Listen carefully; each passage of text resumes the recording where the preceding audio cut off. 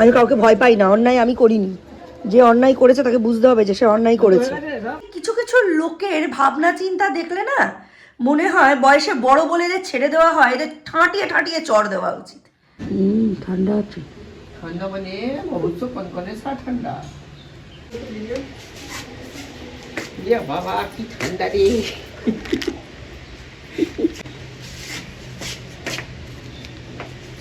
জিনিয়া ব্লগসের নতুন একটা ব্লগে আপনাদের সকলকে অনেক অনেক ওয়েলকাম। ভাবছেন সোয়েটার না পরে কোথায় যাচ্ছি, এই বাড়ি থেকে টুক করে বেরোবো, এই বাড়ি ঢুকে যাবো। পিসেমশাই একটা ওষুধ দিয়ে গেছে, কালকে পিসেমশাইটা চন্দননগর গেছিল, আমি এখন সেটা দিতে এসেছি।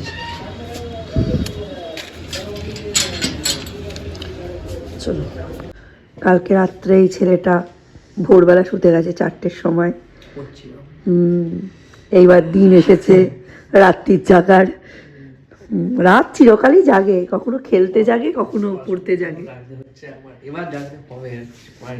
আর কিছু করার নেই। এন্ড গেম, দেওয়ালে পিঠ ঠেকে গেছে। এবার আর 2-3 দিনের মধ্যে প্র্যাকটিক্যালের ডেটও বলে দেবে, ব্যাস স্কুল দেখবি পড়ি কি মরি করে ছুটছে তখন কমপ্লিট করার জন্য। দীপ্ত বাজারে যাচ্ছি, তুমি আর সৌর্য মিলে জামা কাপড়গুলো এখানে মেলে দাও। তুমি আর সৌর্য মিলে জামা কাপড়গুলো এখানে মেলে দাও এক্ষুনি। এইখানে আছে আধা শুকনো, রোদ চলে গেলে মেলে কোনো উপকার হবে না। কালকে যে শতরঞ্জিগুলো কেচেছি ওগুলো দেওয়ালে দিয়ে দেবে, রোদ চলে যাবে এরপরে। আজকে আমি আর সৌম্য যাচ্ছি বাজারে। মিস্টার বিশ্বাসের আর সৌর্যর দুজনেরই পায়ের গন্ডগোল, দুজনের কেউই যাবে না, আমি আর ও তাই জন্য বাজারে বেরোচ্ছি। এই বেরোনোর সময় পটি গেছে, কালকে 4টেয় শুয়েছে জানেন। অনেক মানে পড়াশুনো এখন টাইম, এটা পড়াশুনো করারই টাইম নেই, সময় আর অন্য কিছুর টাইম নেই। তবে আজকে দিনটা সকলে মিলে একসাথে কাটাই। আর পরের রবিবার হচ্ছে আমাদের বাড়িতে মা ষষ্ঠীর এত দয়া, তোমার তো মা ষষ্ঠীর বাহনদের জন্য কিছু করা উচিত। এই দিক দিয়ে দিতে পারবে না, এই দিক দিয়ে দেবে, বাইরের দিক দিয়ে দিয়ে আমাদের দিকে ঝুলিয়ে দেবে, বাইরের দিকে যেন বেশি না থাকে। আরে আরে আরে আমার এখন টিফিন হয়নি, ওর বাবা বলছে এখানে একটা নোটিশ টাঙিয়ে দেওয়া উচিত।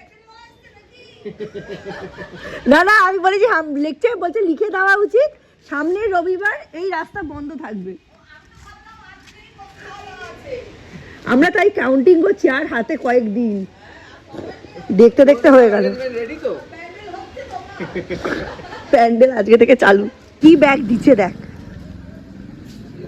বাবা, মনে হচ্ছে পিকনিকের বাজার করতে যাচ্ছি। কত বড় ব্যাগ।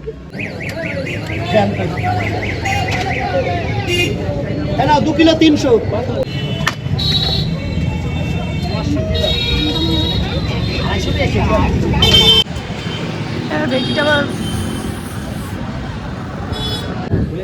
মেটে আলু।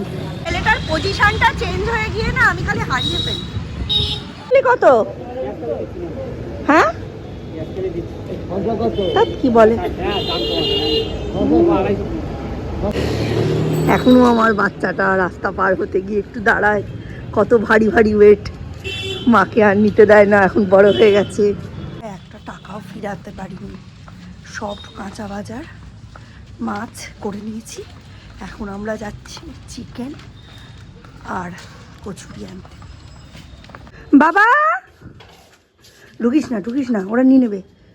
বাবা নিয়ে নাও। আর এইটা এখানে 3টে প্যাকেট আছে। হ্যাঁ এগুলো সব মাছ। ঠিক আছে আমরা আসছি কচুরি নিয়ে। দোকানে লাইন পড়েছে, কচুরি এনে তারপর চিকেনের দোকানে দাঁড়াবো। চিকেনের দোকানে লাইন পড়ে গেছে, কচুরি এনে তারপর চিকেনের দোকানে দাঁড়াবো।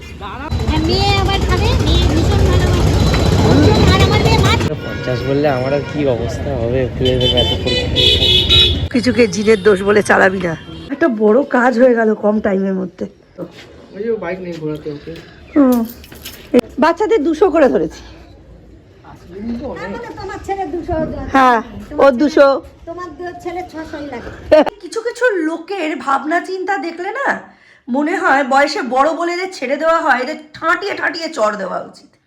বলেছি সৌর্যের মতো বাচ্চাদের 200 ধরা হয়েছে, বলছে ওর 200 নয়, ওর 600ই লাগবে। কেন রে, ও কি রাক্ষসের বাচ্চা না রাক্ষস যে ওর 200 নয় 600ই লাগবে? বয়সে বড় বলে এদের আমরা কিছু বলি না, রেসপেক্ট দিয়ে চুপ করে থাকি। আর কিছু কিছু বয়স্ক লোক বুঝে না বুঝে এমন কমেন্ট করে মনে হয় ঠাঁটিয়ে দুটো চর দিই। কি নিয়ে এসছো তুমি? এই সাবাস, আমার নতুন কম্বল। শীত পড়েছে। হ্যাঁ হ্যাঁ, কম্বল ছাড়া হচ্ছে না। লেপ লেপ গায়ে দিয়ে অসুবিধাও হচ্ছে। ভালো হয়েছে কম্বলটা, সুন্দর হয়েছে। রোদে দেবো? না না, রোদে রাখা নেই।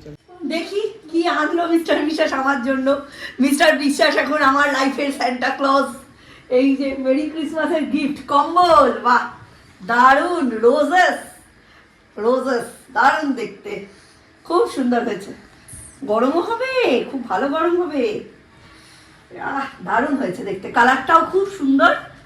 আর এই যে এখানে রোজেস প্রিন্ট করা আছে, আর এখানে এই যে এইখানটাও আছে, বাট এটা একটু অন্য ধরনের স্টিচের ওপরে প্রিন্ট আছে। খুব সুন্দর হয়েছে, খুব দারুণ হয়েছে। আমি কাউকে ভয় পাই না, অন্যায় আমি করিনি। যে অন্যায় করেছে তাকে বুঝতে হবে যে সে অন্যায় করেছে। ছিল না এরকম ভাবে যাওয়ার। আবার বিড়াল সামনে। বাজার থেকে কি কি আনলাম ডিটেলে তো দেখাইনি। এই যে এইসব সবজিগুলো আনা হয়েছে, আর এদিকে চিংড়ি, রুই, চিকেন এগুলো আনা হয়েছে। তো আজকে মেনু অ্যাজ সাচ কিন্তু সেরকম কিছু করার মতো টাইম নেই। আজকে পালং শাক করবো, আলু বেগুন বড়ি দিয়ে, আর আলু পেঁয়াজ কলি ভাজবো।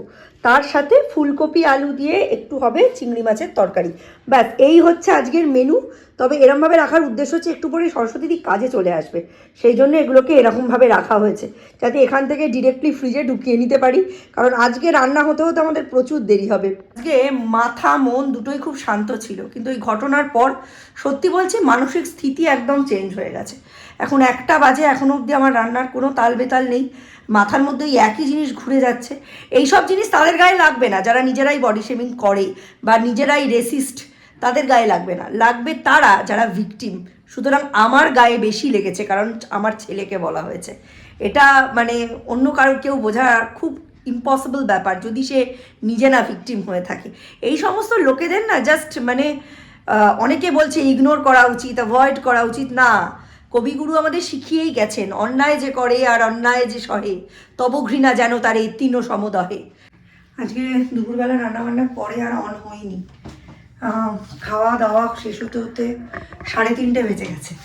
আজকে আলু পেঁয়াজ করে ভেজেছিলাম, আর তার সাথে ডালটা তো আগেরই করা ছিল। আলু ফুলকপির তরকারি চিংড়ি মাছ দিয়ে করেছিলাম, আর তার সাথে ছিল পালং শাকের ঘন্ট। খুব ভালো খেতে হয়েছিল। তবে এমনভাবে রান্না করেছি যাতে রাতের মধ্যেই সবটা শেষ হয়ে যায়, মানে দুপুরেই সব শেষ হয়ে যায়। পুরো হাঁড়ি টাড়ি আজার করে বের করে দিয়েছি, এমনকি ভাতও একটুও বাঁচাইনি। তার কারণ হচ্ছে এইটা, আজকে বানাবো সিজনের ফার্স্ট কড়াইশুঁটির কচুরি। তবে শুধু যে আজকে কড়াইশুঁটির কচুরি করবো তাই নয়, কড়াইশুঁটির কচুরির সঙ্গে আলুর দম করবো, তার সাথে পায়েস আছে, এই দিয়ে ডিনারটা হয়ে যাবে। আজকে বিকেলবেলা খুব ইচ্ছে ছিল আজকে চিকেন পকোড়া বানাবো। চিকেন ম্যারিনেটও করে রেখেছিলাম, কিন্তু দ্বীপের আজকে 7টা থেকে পড়া পড়ে গেছে, তাই আজকে আর চিকেন পকোড়াটা বানালাম না। রবিবার দিনে বানালে কি হয়, সবাই পরিবারের একসাথে বসে কফি চিকেন পকোড়া খাওয়া যায়। ভালো করে পকোড়ার মতো করেই ম্যারিনেট করে রেখেছিলাম। আজকে সকালে তো চিকেন এনেইছি, সেই জন্য আরেকটু চিকেন তুলেও রেখেছি আরেকদিন করবো বলে। তবে পকোড়াটা আজকে আর হলো না, এইটাই করব। দুপুরের খাওয়াটা শেয়ার করতে পারিনি, মানে কেমন একটা ব্লগটা ইনকমপ্লিট লাগছে। চলুন, এখন মনটা একটু ভালো, অনেক দিক থেকে অনেক মেসেজ এসছে, মনটা একটু স্টেবল হয়েছে। যাই হোক, এখন মানুষ এগুলোকে না এতটাও লাইটলি নেয় না, কিন্তু যারা বলার তারা ব্যাপারটাকে এতটাও সিরিয়াসলি নেয় না, এটাই হচ্ছে সমস্যা। দেখা হবে আরও একটু পরে। এইগুলো রেডি করি, এটা বেটে রেখেছি, কিছুই দেওয়া নেই এর মধ্যে। এটাকে এবার কড়াইতে নাড়বো, একটু নুন, একটু মিষ্টি আর একটু হিং দিয়ে। এটা একটু ছাড়িয়ে দাও তো প্লিজ।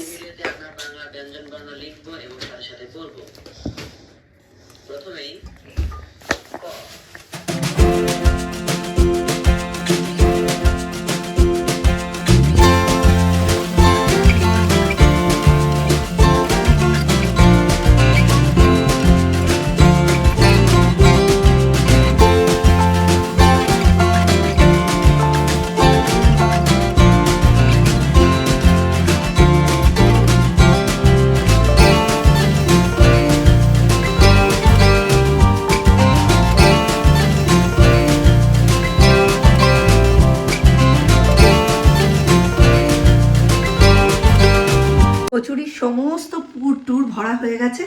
সৌর্যকে আগে দিয়ে দিই, কারণ দীপ এখন খাবে না বলছে। এদের এই খাওয়া না খাওয়ার চাপে না আমার দেরি হয়ে যায়। মিস্টার বিশ্বাসও এখন খাবেন না, সূর্যকে দিয়ে দিই।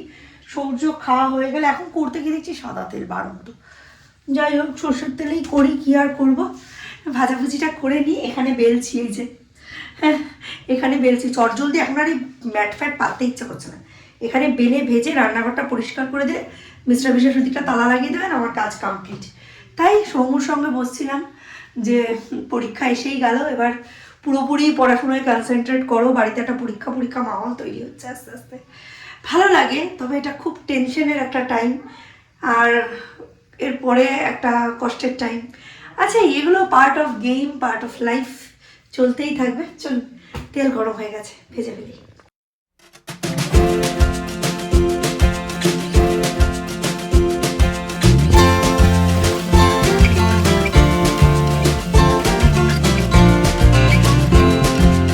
ভাজা হয়ে গেছে সর্ষের 4 পিস। চলো, বাকি কচুরিগুলি এই যে ভেজে নেব এবার।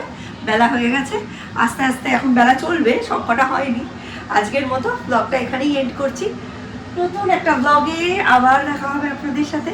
ব্লগগুলো যথেষ্ট ইন্টারেস্টিং হতে চলেছে, আর যেগুলো রোজকার ডেলি রুটিন মনে হচ্ছে ওটা আমার সংঘর্ষেরই অংশ। নতুন ব্লগে আবার দেখা হবে, ততক্ষণে যেন tata, bye bye, good night.